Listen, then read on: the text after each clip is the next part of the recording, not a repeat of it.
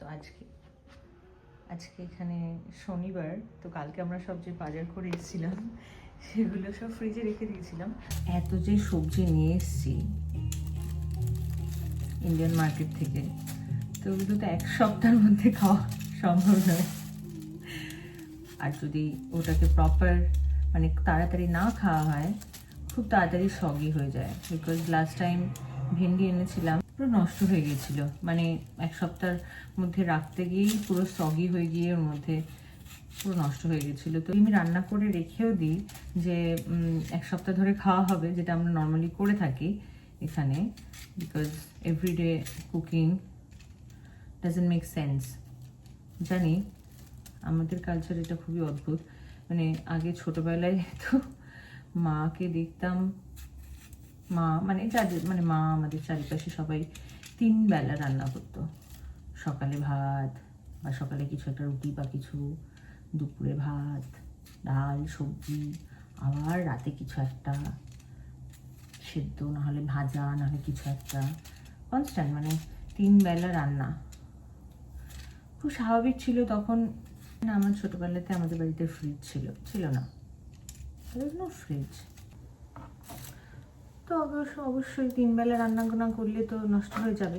হ্যাঁ, শীতকালে হয়তো সব দুপুরের তরকারিটা, কোনো একটা তরকারি হয়তো একটু বেশি করেছে, সেটা রাতে খাওয়া হয়েছে, আর তার থেকে বেশি কখনো হয়নি। মিল মানে খাবার দাবার রেখে রান্না মানে তৈরি করে রাখতে হবে, তো অবভিয়াসলি অভ্যাসটা খুবই ডিফারেন্ট।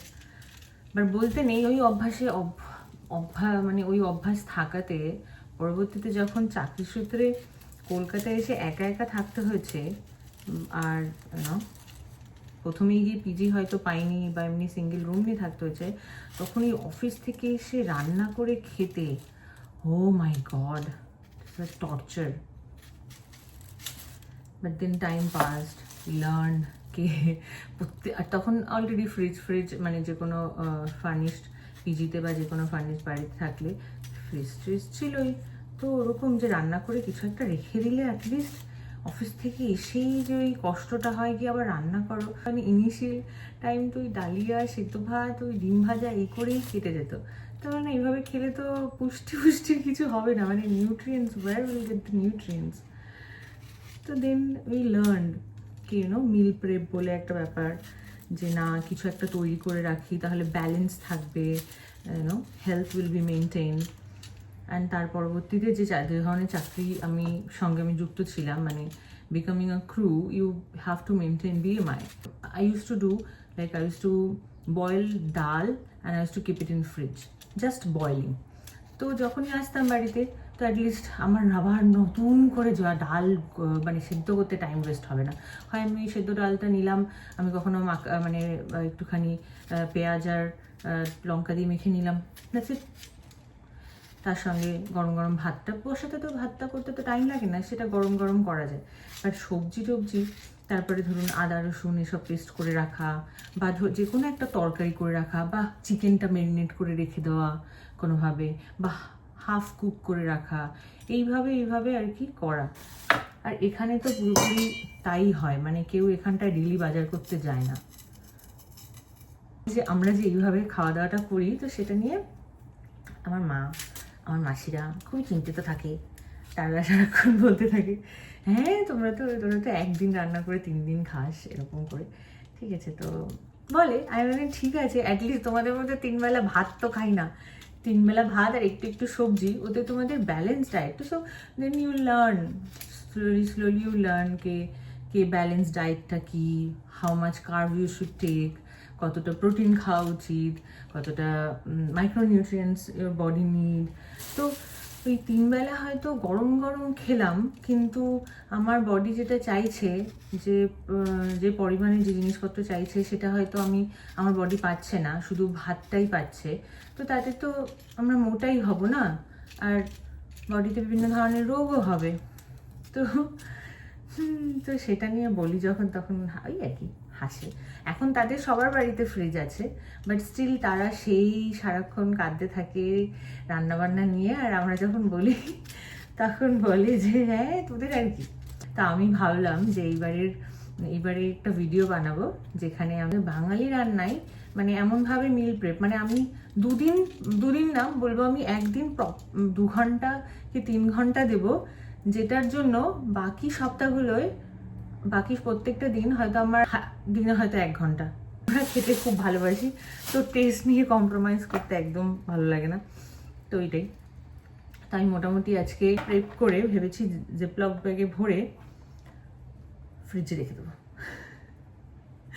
তাতে কি হবে, অ্যাটলিস্ট আমার সবজিগুলো নষ্ট হবে না, আর আমার যখনই কিছু এটা বানাতে ইচ্ছা করবে আমার পুরো প্রথম থেকে সব কিছু করতে হবে না, মানে এরকম করে আজকে মিল প্রেপ করব। আর তারপরে আমি এই জন্যই এই ব্লগটা বানাচ্ছি, যাতে আমি আমার মা মাসিদের পাঠাতে পারি, আর আমি বলতে পারি see life is simpler if you make it simpler. আর এখন মডার্ন যখন দিন পাল্টেইছে আর সব কিছু এত সুবিধা চলেই এসছে, তো একটুখানি নিজেরা যদি নিজেদের উপরে মানে মি টাইম অ্যান্ড কি বলে সেলফ লাভের উপরে দেওয়া যায় বা আরামের উপরে দেওয়া যায়, কিছু ক্ষতি হয়ে যায় না, তাতে লাইফটা অনেক ইজি হয়ে যায়, রাদার দেন কে এখনো ওই কাঁদতে থাকা যে হ্যাঁ সংসারের কত কাজ এটা বলে।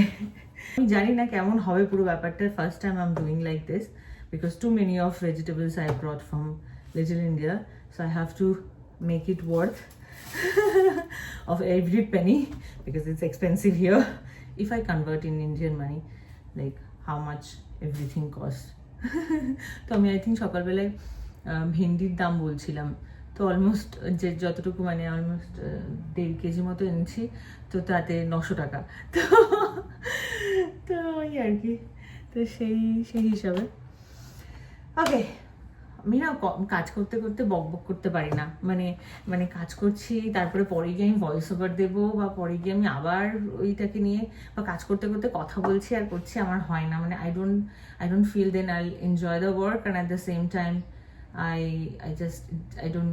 don't feel that I will be able to talk that much. হাঁপিয়ে যাই, কেমন একটা হাঁপানি লাগে, বাট ভালো লাগে রেকর্ড করতে যে সেরকম ওরকম করছি, তো তাই জন্য আগে বকবকটা করে নিলাম। আলু ছোলাটা ওয়াজ নট দ্যাট ডিফিকাল্ট। তো এবার আমি I will show all this things that I am doing without any বকবক। গান না চালিয়ে কাজ করতে ভালো লাগে না, তাই সবসময় গান চালিয়ে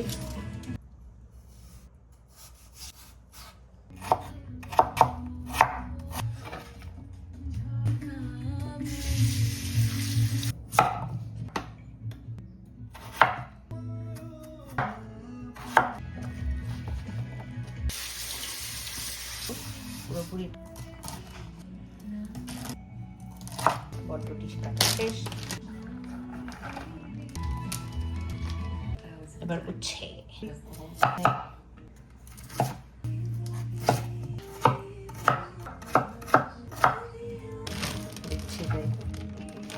সেদ্ধ খেতে ইচ্ছা করে, মাঝে মাঝে উচ্ছে সেদ্ধ ভালো লাগে।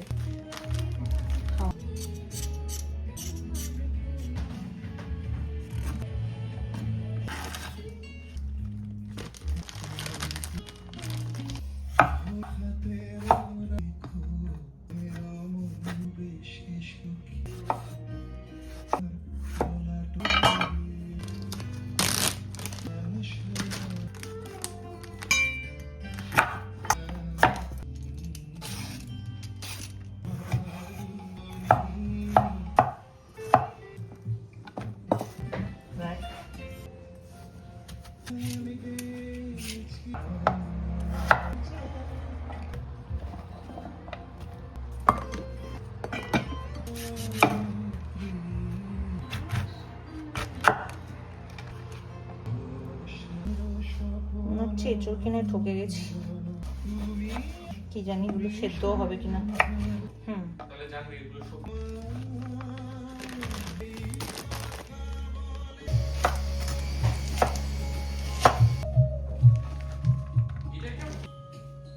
ভাজার জন্য ভেন্ডি কাটা হয়ে বড় বড় করে,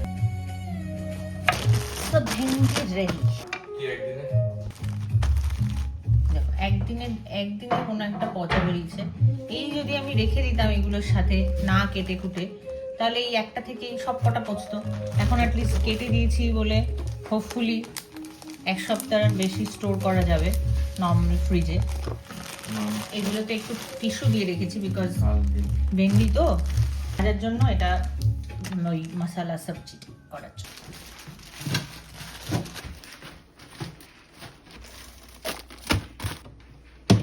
এটা কি? কুমড়ো। ও, কালকে এগুলো রান্না করবো। ওই আচ্ছা।